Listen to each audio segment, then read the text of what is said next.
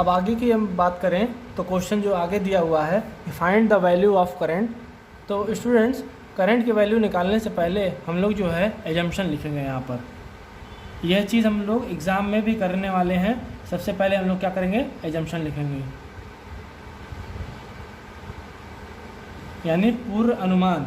जिसे हम लोग पहले से एजम्पशन कर लेंगे कि क्या क्या चीज़ें जो है हमें माननी है। इस एजम्पशन में स्टूडेंट्स पॉइंट वाइज हम लोग लिखते चलते हैं कि क्या चीज़ें हमें माननी होंगी। सबसे पहले given load,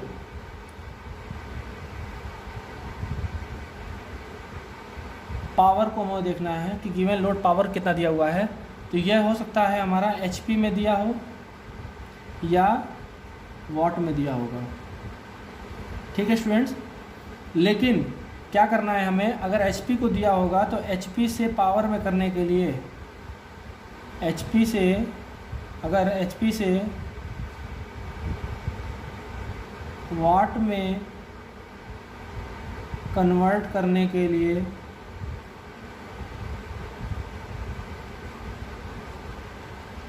HP multiply by 735.5 से मल्टीप्लाई जब कर देते हैं तो वह वैल्यू वाट में आ जाती है, जिसे हम Q के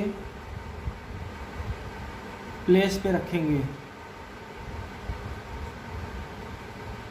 पुट करेंगे।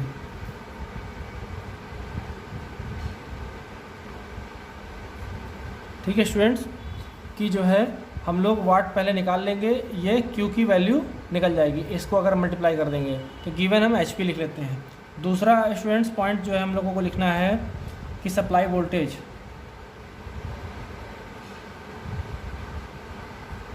यह एग्ज़ाम में दिया भी जा सकता है। यह 400 से लेके 440 वोल्ट हो सकता है। कैसा होगा ये, गिवन। एग्ज़ाम में क्वेश्चन में ये गिवन होगा। आगे पॉइंट चलते हैं students.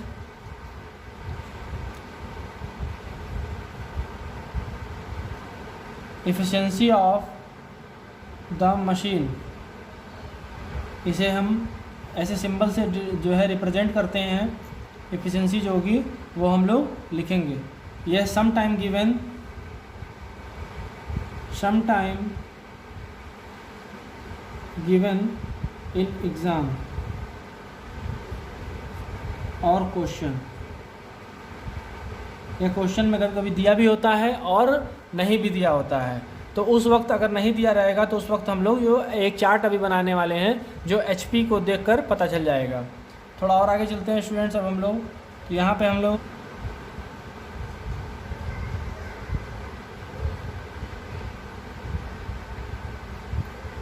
height of the DB is 1.5 meter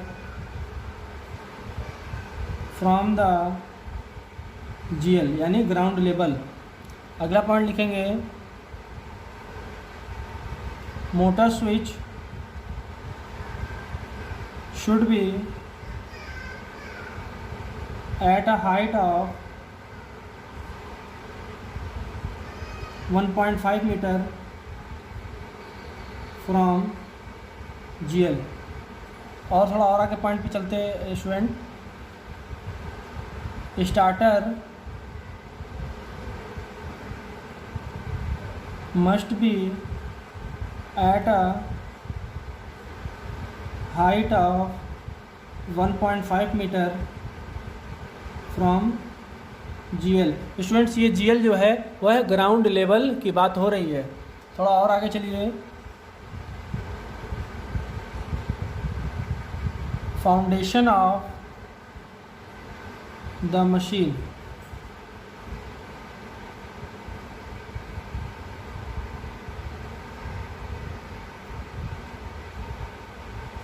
eight a height of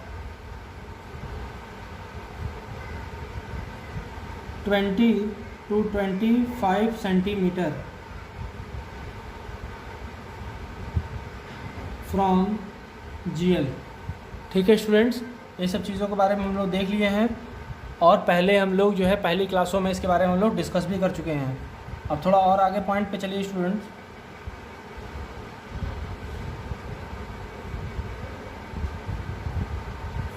difference between motor switch and starter.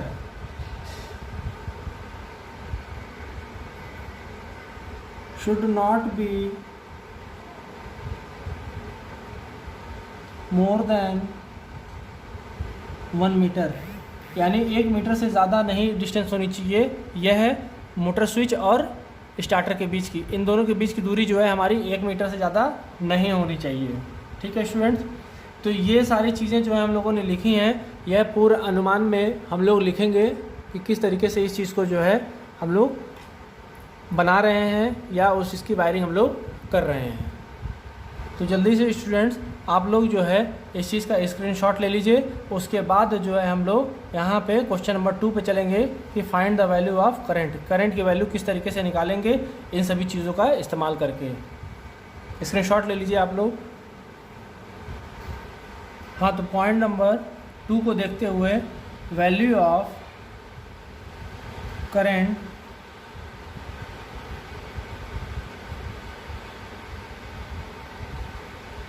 Drawn by the motor, मतलब मोटर जो है लगाया गया है, कुल करंट कितना ये खींचेगा उस चीज़ को हम लोग देख लेते हैं। तो यहाँ पे फार्मूला आया था स्टूडेंट कि I is equal to capital Q divided by √3 multiply by supply voltage यानी V multiply by cos phi power factor और ये इफ़िशेंसी। ये हमारा फार्मूला निकला था मोटर का करंट निकालने के लिए। ठीक है स्टूडेंट्स, इस फार्मूले को आप लोग लिख लें।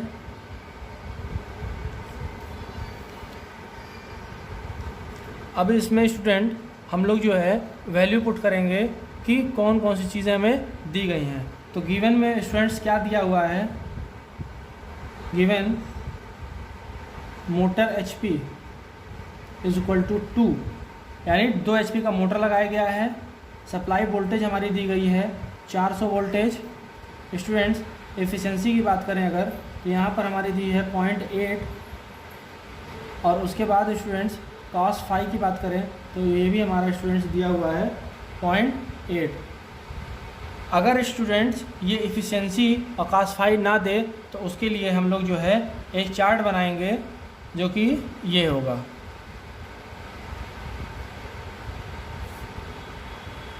इस तरीके से आप लोग जो है एक जल्दी से चार्ट बना लीजिए कि उस वक्त इस चार्ट का जो है हमें इस्तेमाल करना है जब हमें cos फाई और एफिशिएंसी की वैल्यू ना मालूम हो। यहाँ पे स्टूडेंट्स आप लोग लिखेंगे 1 HP,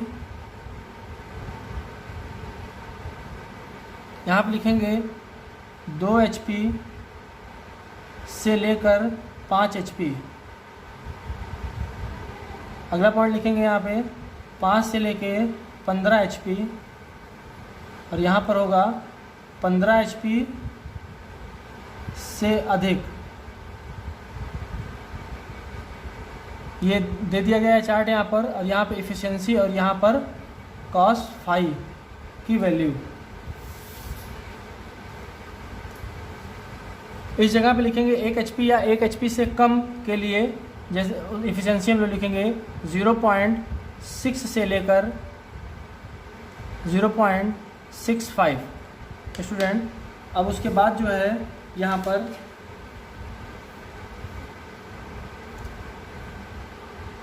cos फाई की वैल्यू जो होगी स्टूडेंट्स वो होगी 0.6।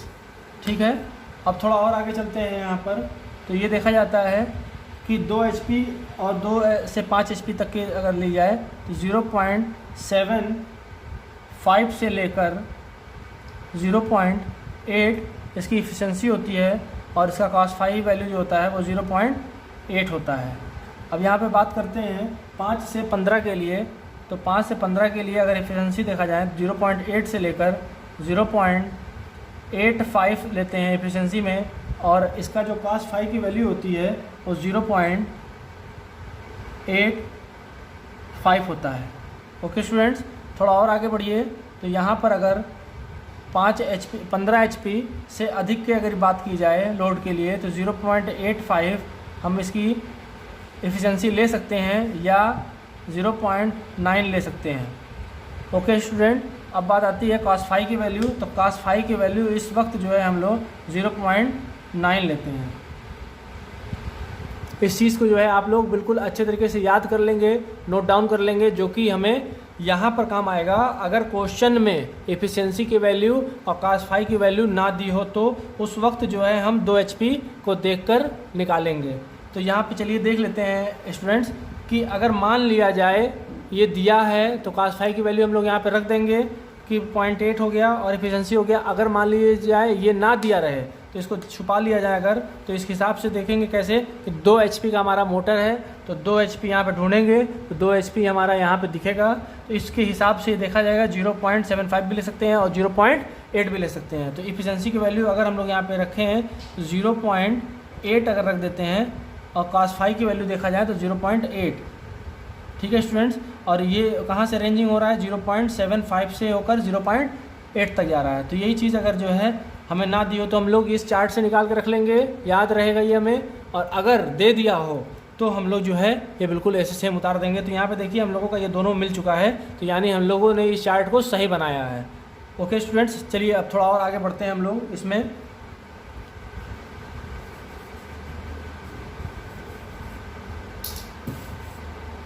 अब जो है हम लोग इसमें वैल्यू पुट करेंगे। तो वैल्यू पुट करते में ये देखा जाएगा कि I is equal to Q। अब Q की वैल्यू क्या होती है पहले ही बता चुके हैं एजम्पशन में आप लोगों को कि HP multiply by 735.5 upon √3 multiply by supply voltage students क्या दिया हुआ है 400 दिया हुआ है। अगेन मल्टीप्लाई करेंगे, cos फाई की वैल्यू क्या दी हुई है 0.8 दिया हुआ है। अगेन मल्टीप्लाई एफिशिएंसी स्टूडेंट यहाँ पे दिया हुआ है 0.8।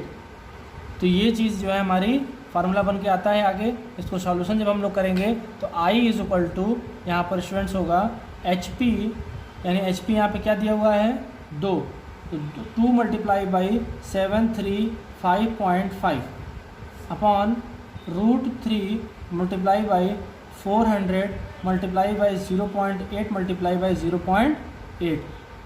इसका सिंप्लीफिकेशन करने के बाद ये आता है स्टूडेंट्स। थोड़ा और आगे बढ़ते हैं हम लोग। तो ये देखा जा रहा है यहाँ पर कि 2 चीज़ें जो हैं वो कभी नहीं बदल रही हैं। वो उनमें से क्या है स्टूडेंट्स, तो वो ये चीज़ें नहीं बदल रही हैं। 735.5 और √3 यह नहीं बदल रहा है, और बाकी जो है वो हमारी HP भी बदल सकती है और 400 भी बदल सकता है, cos फाई की वैल्यू भी बदल सकती है लोड के हिसाब से, और एफिशिएंसी की वैल्यू भी बदल सकती है। तो इसलिए जो है हम इसे बिल्कुल किनारे रखेंगे। I is equal to 2 multiply by 735.5 यहाँ पे इस तरीके से रख लेंगे, और उसके बाद यहाँ पे 400 मल्टीप्लाई बाई 0.8 मल्टीप्लाई बाई 0.8 ऐसे रख के, और उसके बाद √3 इधर ले आएंगे। अब ये इस चीज़ का जो है हम लोग वैल्यू अलग से निकाल कर और याद कर लेंगे। इस चीज़ को जो है हम लोग सेपरेट की बात अगर सेपरेटली देखा जाए तो सेपरेटली यहाँ पे देखा जाएगा 3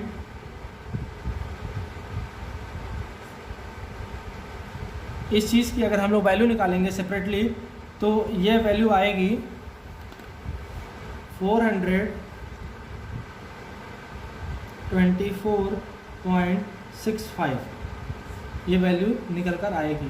तो इस चीज़ को बिल्कुल जो है आप लोग लर्न कर लें, याद कर लें इस चीज़ को, क्योंकि यही चीज़ जो है हमें यहाँ पर इतना लिखने के बाद तुरंत यहाँ पे हम लोग मल्टीप्लाई कर देंगे। वो कैसे होगा, वो यहाँ पे देखिए I is equal to 2 multiply by 424.6। Okay student, यहाँ तक वैल्यू रख दें जो है, और उसके बाद जो है यहाँ पे 400 मल्टीप्लाई बाई 0.8 मल्टीप्लाई बाई 0.8। अब इसका जो है हम लोग सॉल्यूशन करेंगे और जो वैल्यू आएगी वो हम लोग लिखेंगे यहाँ पे। I is equal to students अब आ रहा है यहाँ पर जो होगी स्टूडेंट वो 3.317 एम्पियर होगी।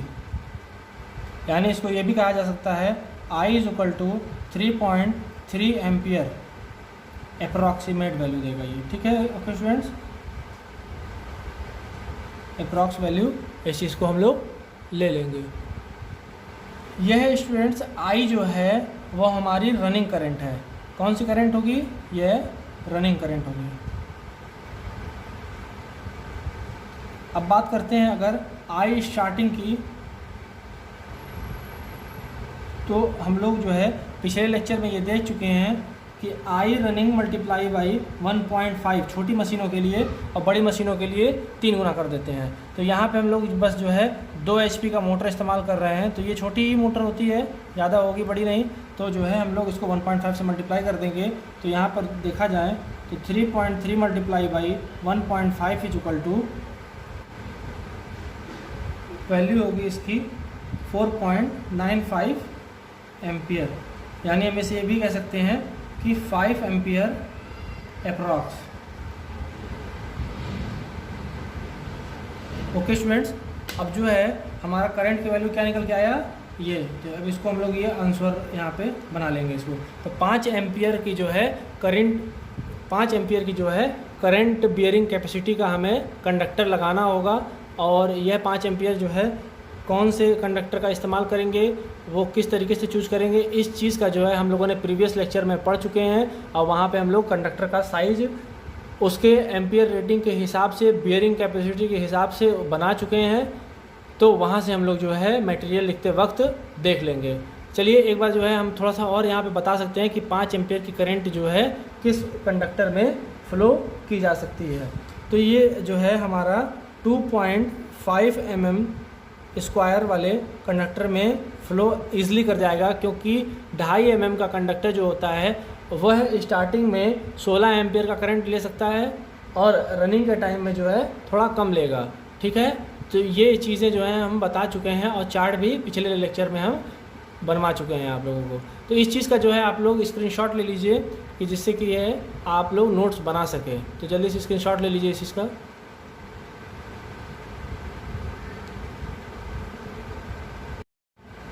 स्टूडेंट्स, ये आगे की पार्ट जो है हम लोग अगले लेक्चर में पढ़ेंगे, तो इसलिए आप लोग जो है अगला लेक्चर ज़रूर देखें कि जिससे कि ये पूरा क्वेश्चन का सॉल्यूशन आप लोगों को आसानी से समझ में आ सके। Okay, thank you, have a nice day.